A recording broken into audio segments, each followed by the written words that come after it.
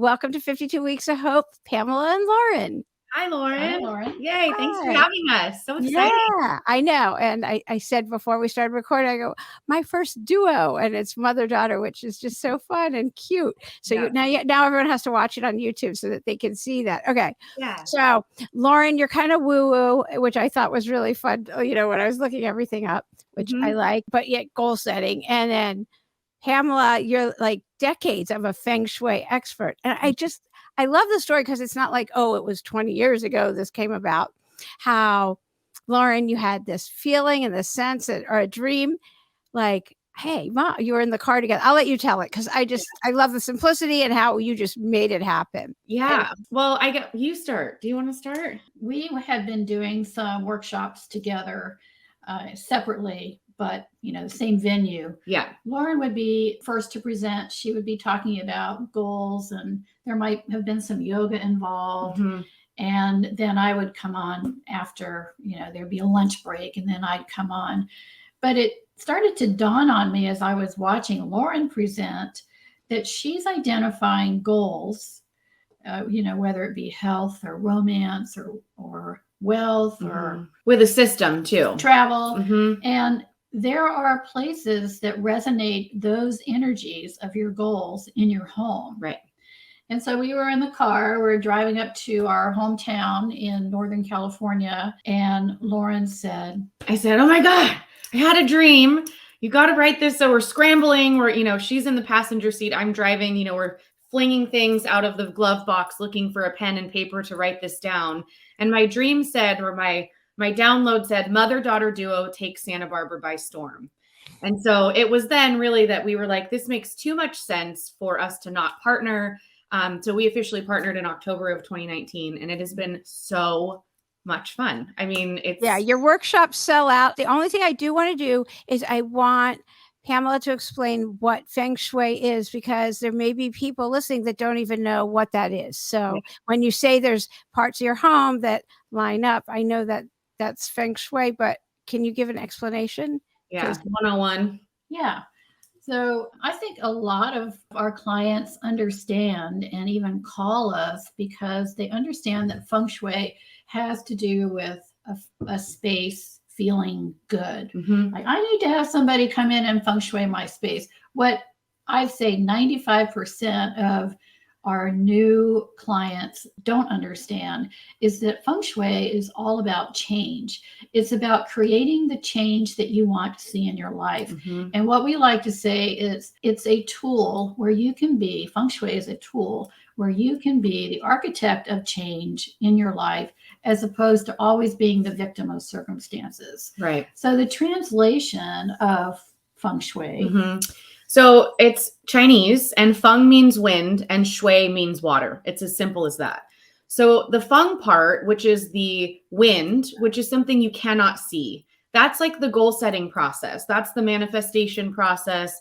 That's the intention, right? The wind, you can't see it. And the water is the movement of physical matter, because you can see and touch that. When intention is clear and you're moving matter with that intention, positive change occurs. In that area of your home that resonates with that particular goal energy. Right. So for example, you have a goal to have a new job. You want to leave your job. You want a new career. There's a place in your home, fun fact, front and center of your entryway, front and center. That's your career area. So when we figure out what your goals are first, and we craft those goals and we create a plan, because we're really big on the power of written word. If it's not written down, it's just an idea bouncing around up here. So we write all that down, we get clear, and then we have a clear landscape of where to begin work in the home based on your goal, which is so cool. When you first started talking, it's like Gandhi's be the change you want to see in the world. Yes. But I don't know. That just has been around for thousands of years. And it's considered to be a natural science. There are some who are afraid of it. They think it's some kind of a religion. It's not. It's a natural science. There's some that are afraid that, well, what if I move this and then something bad happens? Well, that's never the case. Feng Shui, I don't think anybody listening is afraid of it. This is not. I think they're more interested in like, okay, if I have fears and I want to walk through them, how will Feng Shui help me? How will the Feng Shui, like, are there things that I should be doing? I know what I talk about they should do, but you have whole other skills that they could be doing. So let's talk about that, because that's kind of fun and exciting. I think the most fun part for me is just understanding how much our physical spaces affect us. So we always say your spaces not only reflect you, they affect you. So you want to love your home. You want to feel delicious in your home. Like, how does your home make you feel right now? And if it's not 100% delicious, there's always something that you can do to not only shift your energy and shift your fears, but to make either subtle or a huge dynamic change in your life overall. And we see it all the time. Oh my gosh, Lauren, we've got people that have found $100 bills, that have won a lottery ticket, that have got a new job offer, that bumped into a guy on a street and they've been dating ever since. Now we have two that are married now, two of our clients that are married. So, some may say, oh, that's just coincidence, but what a delicious way to live if you get to work in your home. And we'll talk about what work means in a minute, but you start tending to your nest with intention, and then all of this wonderful stuff starts happening. I'm here for it. Things seem to just go your way. Yeah.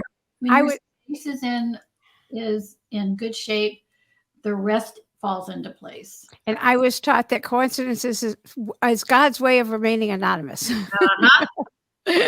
So, Facts. Yeah. Or the energy, whatever you want. I don't mean to turn anyone off with the G word, but interchangeable. Yeah. Chi, energy, life source, God, and all of those things are interchangeable. Yeah. Right. Thank you. So did we answer that question? What else? No, absolutely. And I love how you keep using the word intention, because it's been really drilled into me to set an intention every morning. And then I interviewed somebody yesterday, actually, who was talking about setting a nighttime intention, which was new to me. So talk about setting intention. You're using it in a different way. Like, I'd like to hear you talk about setting intentions. Yeah. So I think it goes in line with what you're looking to attract or manifest into your life or out, whatever. So we want to talk about setting intentions as if they've already happened. Most of us know that, but really it's setting an intention that's in line with your goals. And then as you're moving matter in your home, let's say you're like, okay, I'm doing a project, I'm doing my shoes. So you're not just doing your shoes. When you're working with intention, you're practicing Feng Shui. So let's say, for example, I know that my closet is in my helpful people and travel area of my home, which is a great place for serendipity, right place, right time, that kind of thing, and travel, obviously. So I will be working in my shoe area, taking everything off, wiping everything down. But my intention will say, I'm so happy and grateful that I have met the right person to help bring our business to the next level, or that I have made a connection with someone that's going to invest in our next stage of business, etc. So the intention is sort of like on a loop, like meditating. Right. Yeah. I am so happy and grateful now that I have found the love of my life. I'm so happy and grateful now that I have, as if it's already happened. So I just want to back up for a half a minute. We practice the Black Hat sect school of Feng Shui. Black Tibetan Buddhist Tantric Sect. Or BTD. There are other schools. There are numbers of other schools. And if you're just starting your Feng Shui journey, I think it's important to just pick a school and stick with that. I think the first few years that I practiced Feng Shui and was studying Feng Shui, I was just getting so confused. It is confusing. There's the Form School, there's the Compass School, there's Flying Mansions. Flying Stars, 8 Mansions. Okay. Yeah.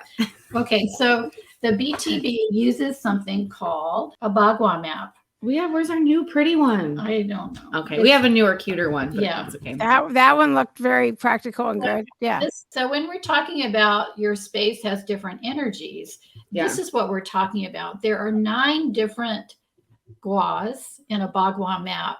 So the back left corner. For anybody who's just listening, this is the lawyer in me. They're holding up a grid of 9 different squares. Think of the Zoom tic-tac-toe. Thank you. Yep. Right. And so in your home, you always enter in through one of 3 of the guas. Your career area. One of the bottom. Helpful people and travel. Or knowledge and education or wisdom. So that is how you orient the map. And we're happy to share the map with your listeners. If you like, we can send you a link. Okay, perfect. Thank you. Yeah, for sure. Okay. So when you say you enter the home, does that mean the garage versus the front door? Or if you live in an apartment, go in through the window? I don't know. Yeah. I have no idea. You don't go, what do you mean?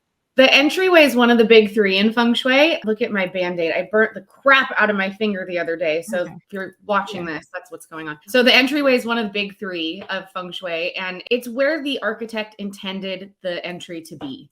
So if you always go through your garage, do make an effort to go through the main front door of your home. That's called the mouth of Qi, and that's where the energy enters your home. That's the great thing about this school is, you know, we're not living in rural China on farms anymore. We're living in cities with apartments and condos and these complexes. And so instead of the northwest, east, south thing, you know, where you're facing directionally, because modern times, we're looking at where the energy is entering the home. And so what should your entry, should it be spacious? Should it be only just a couple things? Should it be whatever lights you up is fine? I think all of that. I think your entry you got two options, right? You enter in your home, you either your energy is lifted and you feel good and you're excited to be home, or you got shit everywhere and you're like reminded of all the projects and work that you have to do and it feels bad. Those are your options, right? So we want to lift your energy, whatever lifts your energy. We had a client, you know, we're like, it's auspicious to paint your door red. She's like, I don't want to paint it red. Yellow makes me happy. Okay, paint the door yellow. Absolutely.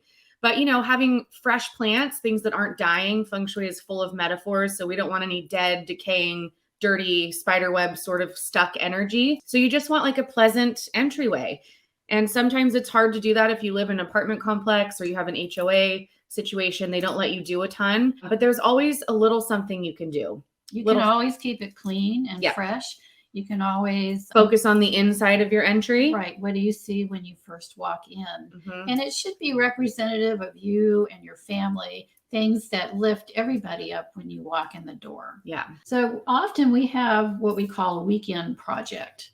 And weekend project alert. Yeah. That's what we do. And you know, since the front door is where the Qi, the energy comes in, refresh your entryway. You can clean the door handle. You can go down to the hardware store and buy a fresh new doormat.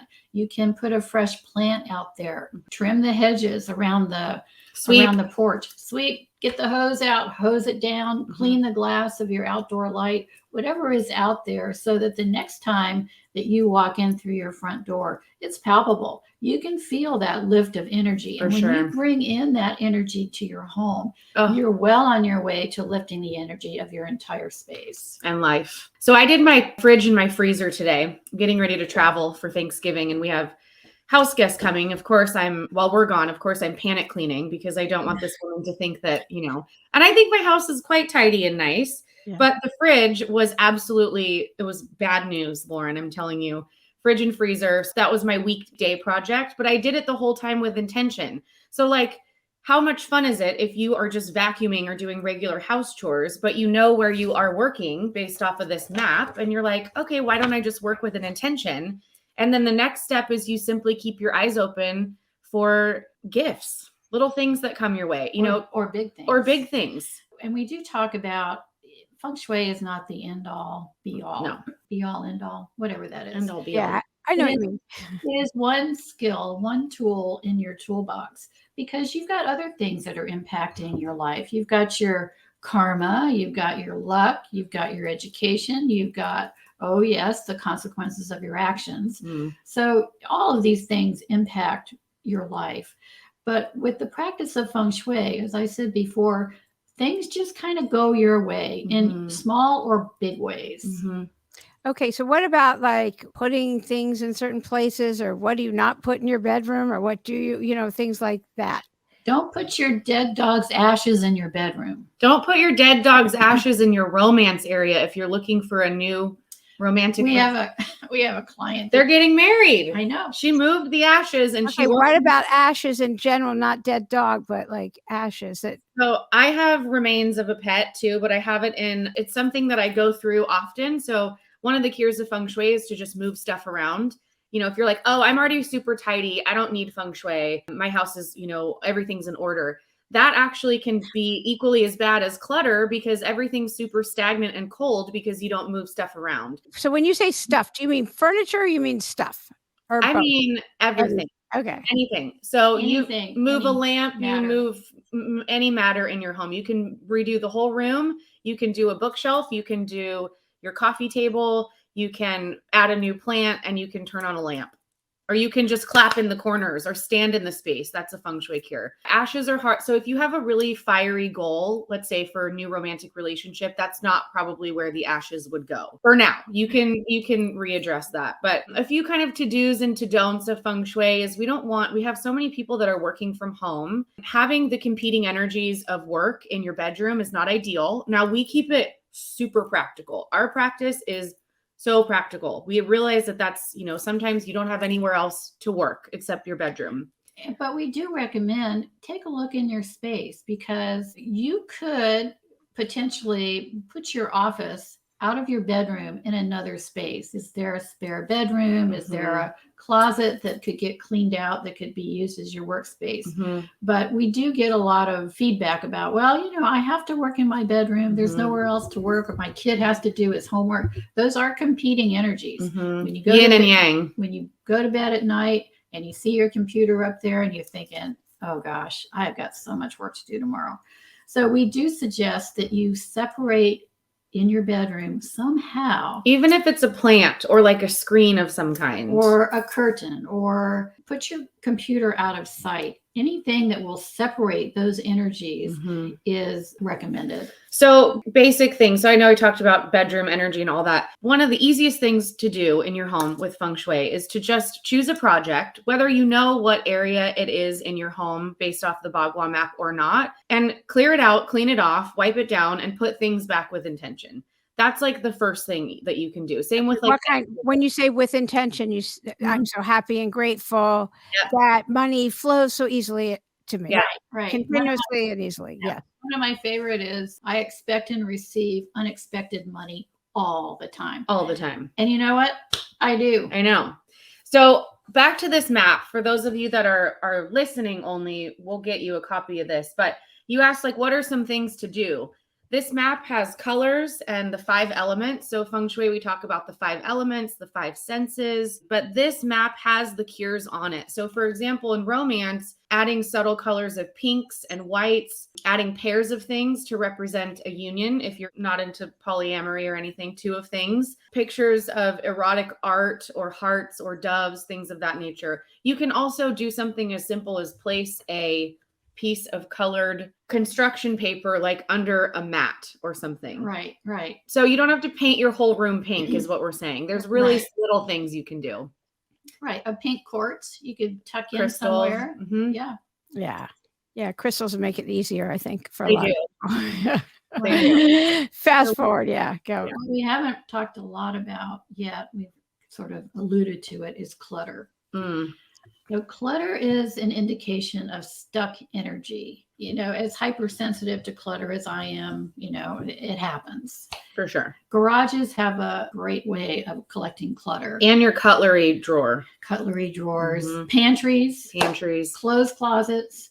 But if you go into your closet and you think, oh God, I can't even get a fingernail in between my clothes, you've got some stuck energy going on. And if you identify, it's interesting, sometimes all the time, we go into a home and we can see where a clutter has collected. And based off the map. So how's, and I'll ask the question, so how are things going in your love life? Oh, they just suck. Well, in the romance, the relationship area, there's a pile of clutter. One gal had a broken lamp. Yes. In the corner. And then do you remember when we moved that lamp and then a picture flew off the wall? Oh, yeah. Oh, my gosh. So, yeah. Sometimes kind of eerie things happen. Yeah. But yeah. I'm here for it. Yeah. She, I think, was resistant to love. And so when we started moving stuff, the picture flew off and shattered into 1,000 pieces. Well, there's some stuck energy for you. We really don't. We don't do harm. No. If something flies off the wall, a whole thing in a bathroom, vanity light, fell off a wall. We weren't even in the room. No. So we don't do harm, but we can't. That only has happened, what, 3 times? Yeah. But we're moving energy, it's just a movement. We're your energy, I'm energy. Rocks are all matter is energy. So when we understand, I think a lot of naysayers with Feng Shui are like, oh, I can't see it. There's no tangible results really, but A, there are. And B, just because you don't see it doesn't mean it doesn't exist. Like, yeah, we're doing an episode where I'm going to follow you. Yeah. That would be so fun. I know. It would be so fun. My beautiful dear son-in-law has said that so many times. We need a YouTube. You should have a camera following you around. Even if I have been called into homes where the client knows about Feng Shui and has studied Feng Shui. Sometimes you just need another set of eyes. For sure. Like I had lunch yesterday with the gal who said, I just redecorated my living room and I love it, but something just isn't right. And so I'm going to go over to her home, with another set of eyes. If her front door, for example, and it sounds like this is the case, if her front door is aligned with a slider door at the other end of the house, the energy is coming right in the front door, flying through the house and right out the back door. Right. I've had that happen with a couple who moved into a new home in Montecito. No, not Harry and Meghan. Although we will Feng Shui Harry and Meghan's new house. That's our intention. Yeah. But can't wait. Yeah, they're moving to Hope Ranch. Right. Yeah. Even closer. Yep. So she said, ever since we moved into this house, it feels like money is flying out the window. And she said, we've never had trouble with money before. So when I went there, first thing I see, the front door is in a direct alignment with their wealth area. So yeah, with a huge plate glass window. So I said it literally was flying out the window, right. The energy. So, okay, what do you do about that? Well, there are lots of different cures. Lauren likes to say, you're never up the Feng Shui creek without a paddle. Right. You don't have to remodel your house. You don't have to paint the whole thing. No, there are subtle things that there's always something you can do. Like a little crystal. In this case, we just hung a little faceted crystal in the window, very discreet. But the energy from that crystal, how it deflects as it goes in. It deflects the energy back into the space. So things slow down. Oh, that's good. Okay, so what do you guys do? Do you have somebody else come in and check your space, or this is your area, or what do you do for like your own lives when you're like, something's off? Do you meditate? Do you journal?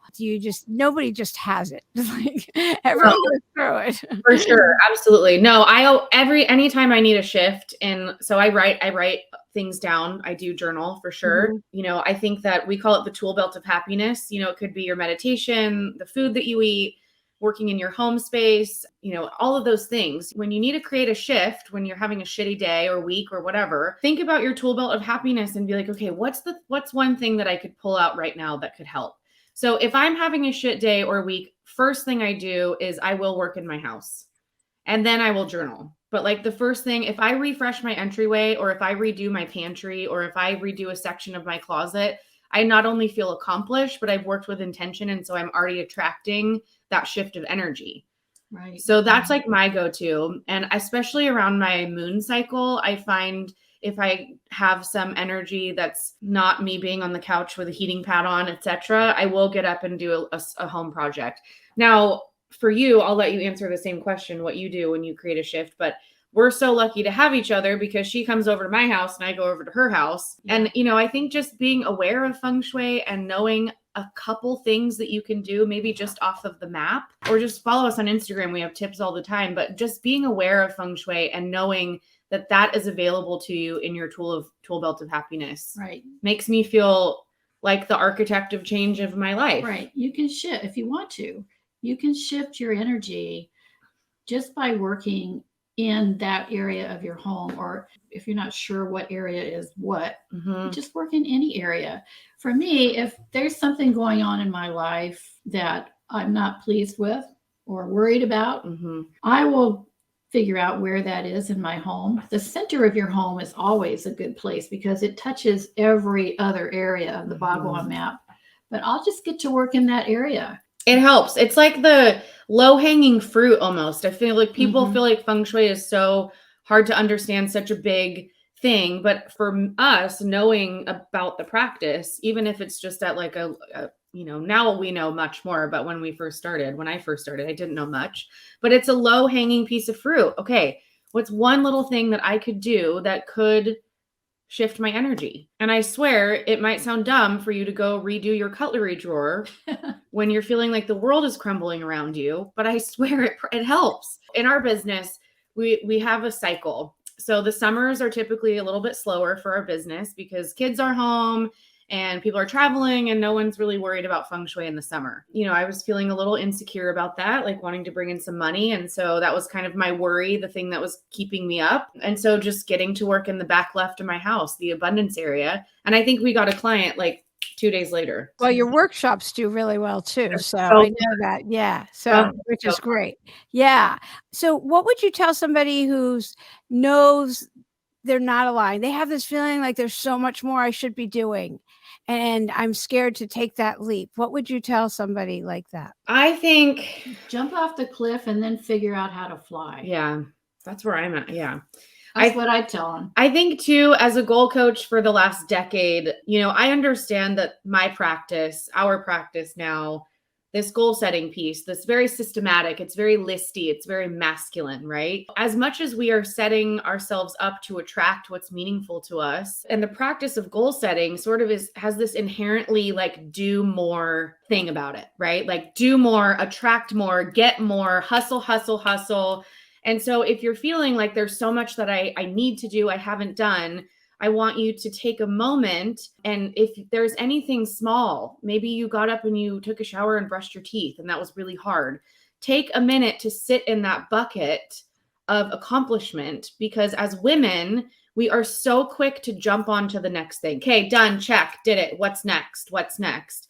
And so it sort of keeps us in this mode of this like hustle culture. And I think that that's really hard for women to like take that backpack off. So I would say if you feel like there's so much more that you have to accomplish, there's two things. One is take off the hustle backpack and just sit for a second and get real fucking grateful all around. The other thing is do a project in your house. So let's say there's so much more I need to do. Are you wanting to make 100 G's a month? What do you want? So figure out what it is that you're chasing, figure out where it lives in your home energetically, and do a project.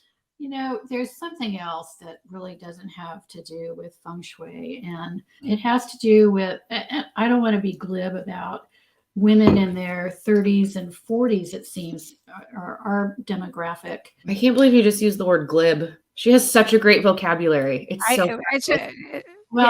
So I've been there too. There's got to be more. What is my gift? What's my purpose? What should I be doing? And it's a legitimate angst for a lot of women. And Lauren recently hosted a 3-day women's retreat. And fabulous. There are a lot of those opportunities out there where you just get yourself out of yourself for a minute, take yourself to a different place, maybe with other like-minded women. There are a lot of women who are offering retreats around the country, probably around the world.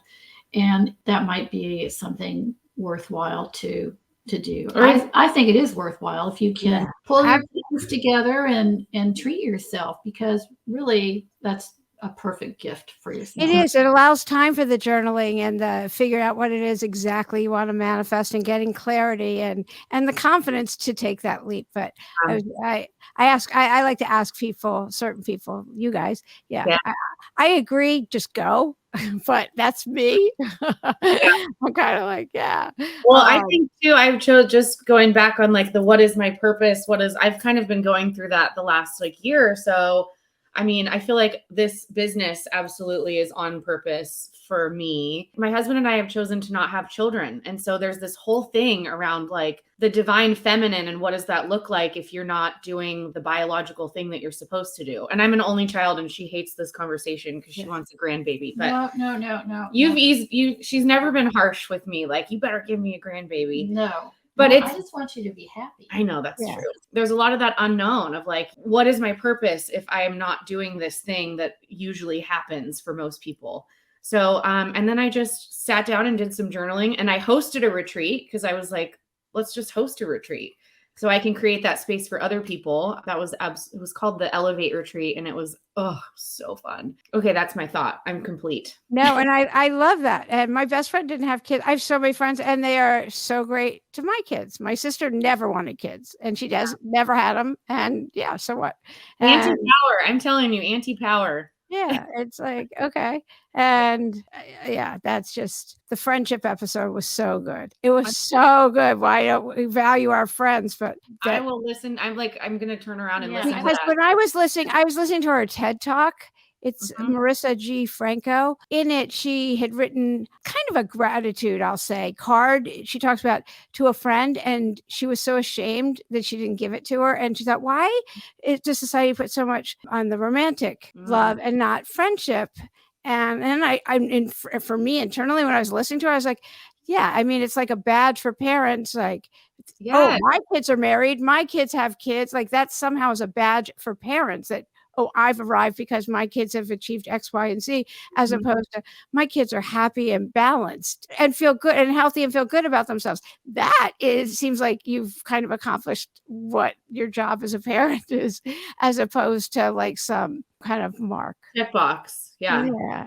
Sure. So that's what hit me when I was listening to her. Oh, I can't wait to listen. Yeah. Yeah. And I think too, Mom, because you felt like a little bit disconnected from some friends lately. Yeah. She's like, where is my tribe? Like she just turned 70. Like she looks 60, let's be honest. But like, where's my tribe? You don't even look 60. And I'm so close to her. Like she has no pores. It's not fair. But she mentioned like, how long have you lived in Santa Barbara? 3 years. 3 years. Like, where's my tribe? That's what this thing was about. And then I listened to somebody else yesterday. He's a Harvard professor and a Zen monk talk about happiness, but it was all about relationships. And you have to exercise your social muscle, he says, which I love. Isn't that great? You have to put yourself out there. And where in the house do we put that intention?